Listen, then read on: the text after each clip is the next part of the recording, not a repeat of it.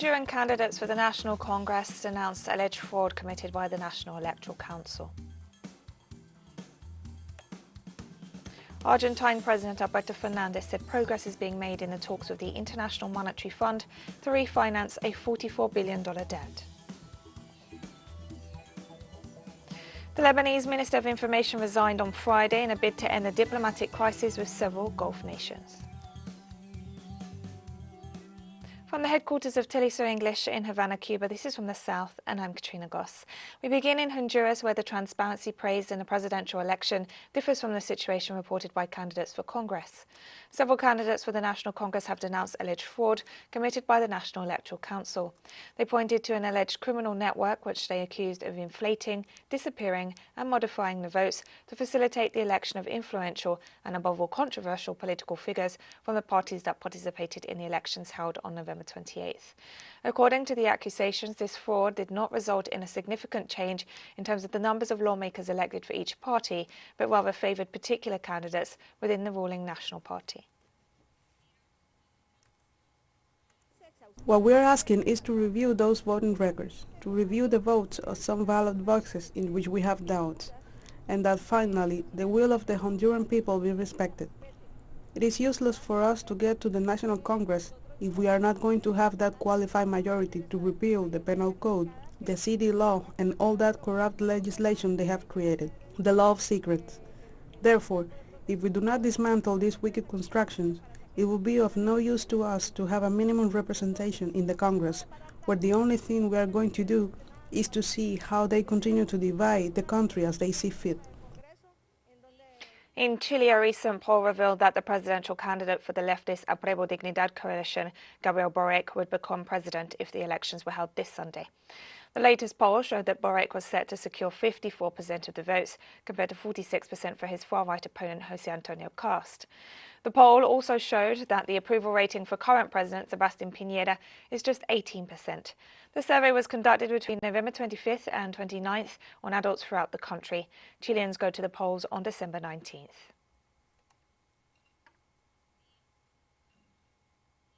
Peruvian President Pedro Castillo called for the unity of the population and summoned all the country's political parties to dialogue, while stressing that he will defend democracy no matter the cost. The head of state has seen a series of attacks by right-wing sectors, including calls for his impeachment, as the traditional political parties of the country seek to make it impossible for him to govern. Castillo denounced the widespread corruption among the political elite and the smear campaign against his government led by opposition sectors and the media. He also stated he would stand firm in reviewing the contracts with private companies that manage public resources, and reiterated the intention to renegotiate contracts with the transnational consortium that exploits the Camisea gas fields.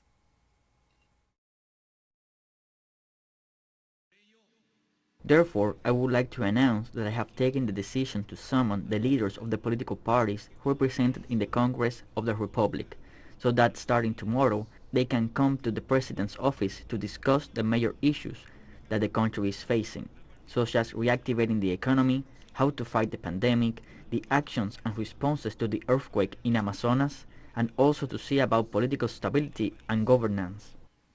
The 2021 Cuba Business Forum, the most important event of the year for the country in terms of trade and investment, concluded on Friday after 4 days of exchanges among representatives of various organizations and sectors. The event gathered about 3,000 participants from 86 countries, including government officials, chambers of commerce, trade and investment agencies, Cuban and foreign business people who followed the sessions online, seeking to strengthen and establish new relationships. The final day of sessions included an exchange with foreign companies about business opportunities in Cuban tourism, the biopharmaceutical industry, agriculture and renewable energies.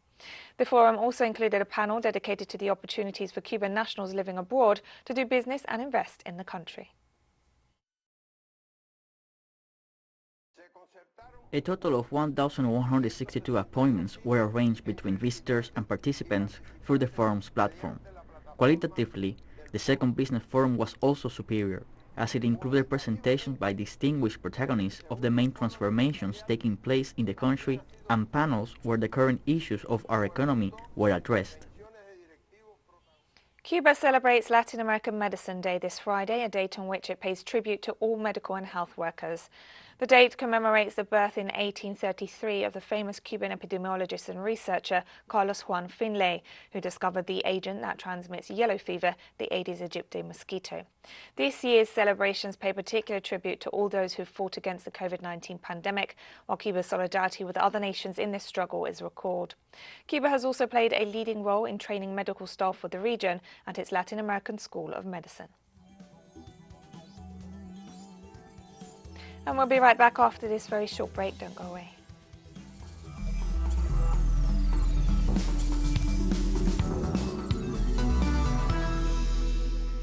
Welcome back to From the South. Argentine President Alberto Fernandez said progress is being made in the talks with the International Monetary Fund to refinance a $44 billion debt.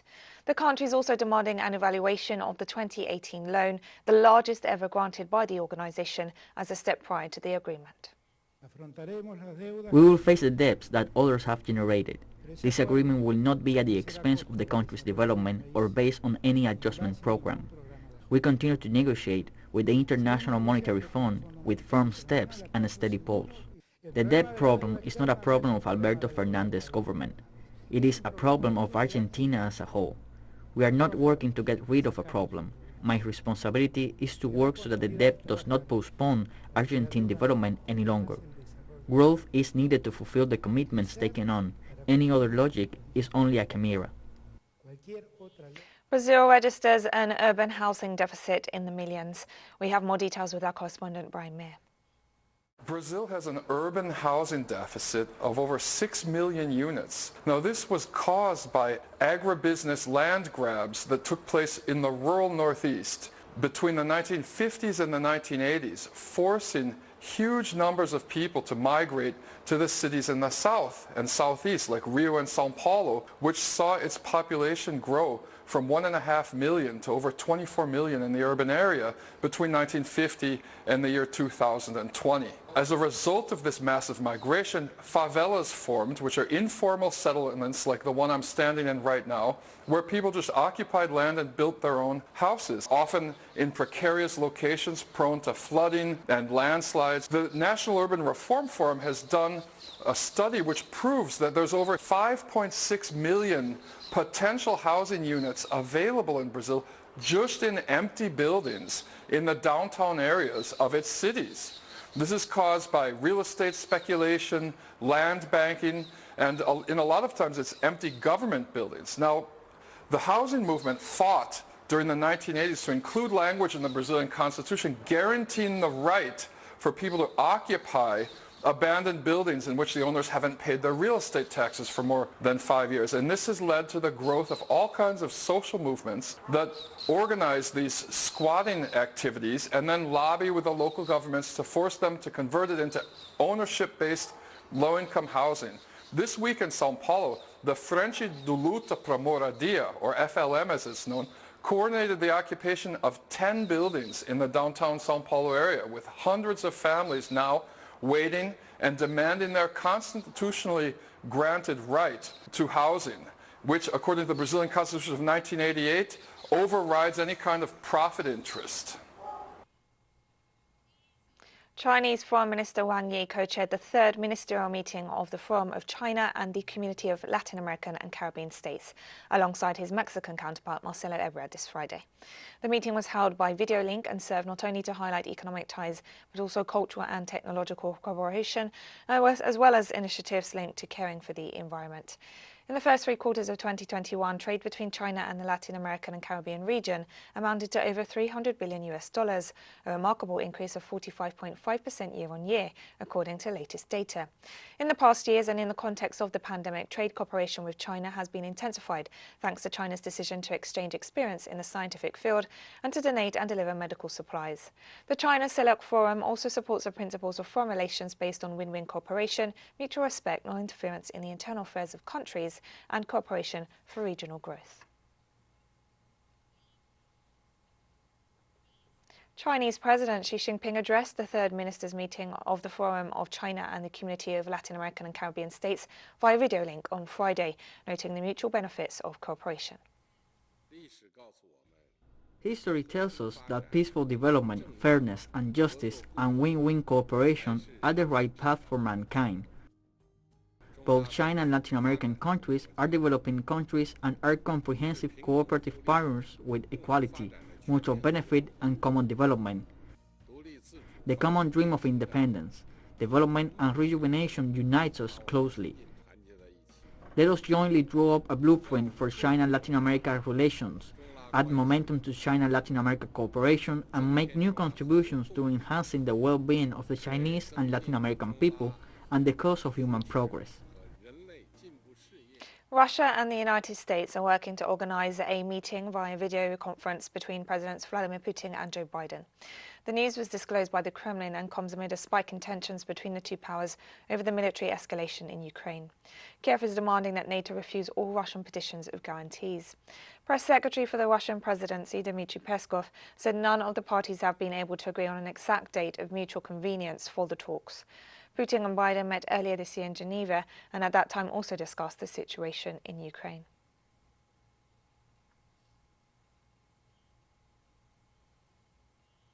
NATO's escalation against Russia and its allies continues. On Thursday, the United States, the United Kingdom, Canada and the European Union imposed fresh sanctions against Belarus over alleged electoral fraud. Western powers have been targeting Belarus since President Alexander Lukashenko won a sixth term in office in last year's election. The US Treasury Department designated 3 aircrafts as blocked property and sanctioned several Belarusian state-owned companies, government officials and others who support Lukashenko's government. The European Union, meanwhile, imposed travel bans and asset freezes on 17 more individuals, including senior border and military officials, government representatives and judges.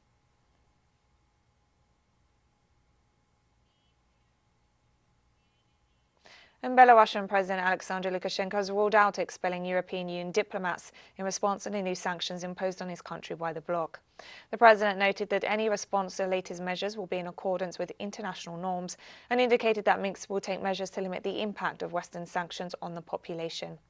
Tensions between Minsk and the European Union have escalated due to a sudden interest in the bloc regarding the numbers of people trying to cross into Poland from Belarus in what it's labelled a migration crisis.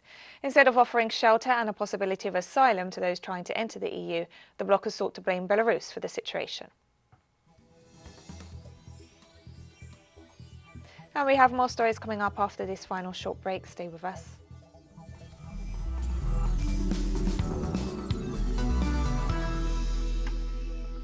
Welcome back to From the South. The Lebanese Minister of Information, George Kordahi, resigned on Friday in a bid to end the diplomatic crisis with several Gulf nations. The resignation comes after Kordahi's comments on the Yemen war prompted a reaction from Saudi Arabia and its allies in the Gulf, who cut off diplomatic ties. The row threatened to further aggravate the situation in Lebanon, a country experiencing a historic economic crisis and dependent on regional neighbours for support. Kordahi told reporters that his resignation was agreed with Prime Minister Najib Mikati, seeking to relieve tensions with Gulf countries in an effort to guarantee a resumption of bilateral ties. I decided that the time was right because we are offering something that could provide Lebanon with an exit out of this crisis. I hope this resignation opens a window or a recess in that wall towards improved ties with Gulf countries. The talks on reviving the Iran nuclear deal in Vienna have paused so that European diplomats can review the proposals made by Iran. The talks are expected to resume on Monday, according to diplomatic sources. Iran submitted 2 draft proposals for the nuclear agreement, which include the lifting of US sanctions, a move the nation has stressed is not negotiable. Talks resumed in the Austrian capital on Monday after a 5-month break, as European powers seek to salvage the deal that has been in tatters since the US unilaterally withdrew in 2018. Gambians go to the polls on Saturday to elect a new president in the first election since former leader Yahya Jammeh fled into exile nearly 5 years ago. Jammeh was forced into exile in Equatorial Guinea in January 2017 after President Adama Barrow, then a relative unknown, defeated him at the ballot box. His possible return from exile and how the country should respond to the litany of alleged crimes under his rule have been central themes of the election campaign. Meanwhile, voters in the tiny nation, the smallest on mainland Africa, expressed concern about improving living conditions. Expectations that economic circumstances would improve have not been fulfilled, and the COVID pandemic delivered a severe blow to the country's tourism-reliant economy. The Gambia is one of the poorest countries in the world. This election is something else. I never seen this kind of election here before. This one is very interesting. People are interested, and even the campaign, if you see the campaign, with the way people are campaigning is even different. Since Jammeh went to the Gambia, even Gambia itself is not safe. Before, what we don't see in in Jammeh government, since Barrow came into the power, we are seeing those kind of things. You know, people are stabbing each other, and then robbery, many more. When you are in your house, you know, they used to break your door or your windows and take your properties, which was not happening in Jammeh regime. Yeah, we are disappointed about, you know, their government. Right now, the daily basic is we don't have price control here. There is no price control. Everything is high. Like I'm saying, I'm just from the shop. You can use no more. You can't even take $20 to buy food anymore in here. Things are very high and difficult.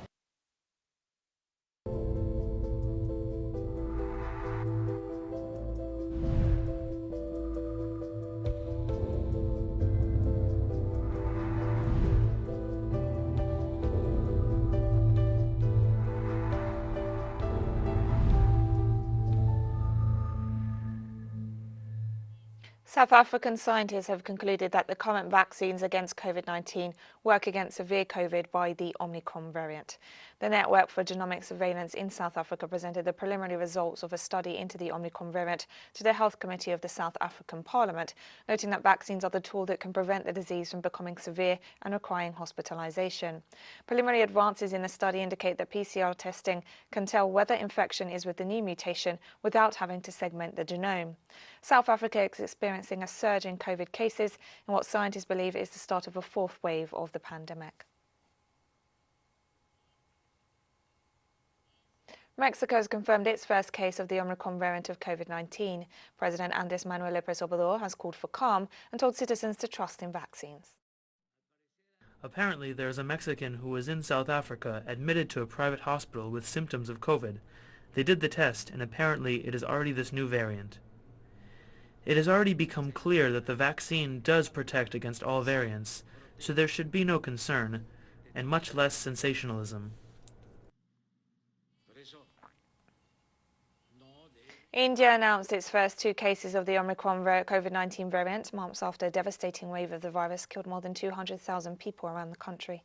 A top health ministry official said 2 men had tested positive to the variant. Local authorities reported that neither of the 2 identified cases had been in contact with each other, and 1 had no recent travel history. India has yet to impose international travel bans, but on Monday the Health Ministry ordered all inbound travellers from high-risk countries to undergo mandatory post-arrival COVID testing, along with the random testing of other international arrivals. India has reported the world's second highest number of cases and more than 34 million confirmed infections. Its death toll of nearly 470,000 is the 3rd highest, behind the United States and Brazil. Now for the past 1 week, the number of beneficiaries who are getting vaccinated are in terms of hundreds, about 300, more than that every day. So because of awareness and government has insisted for the vaccination. I want to prevent disease from everything. I want to fight against COVID and new wave, Omicron. I want to fight with The World Health Organization disclosed that it still has no reports of Omicron-related deaths, as scientists work to establish how serious the new variant could be.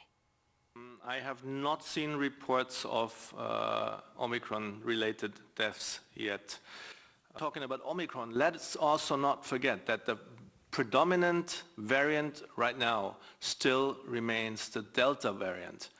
So Omicron may be on the rise, and we may come to a point where it takes over to be the dominant variant, but at this point the very dominant variant remains Delta, and we have to protect ourselves against Delta, against COVID-19, and the measures that work against Delta work so far, as we know, mostly also against Omicron.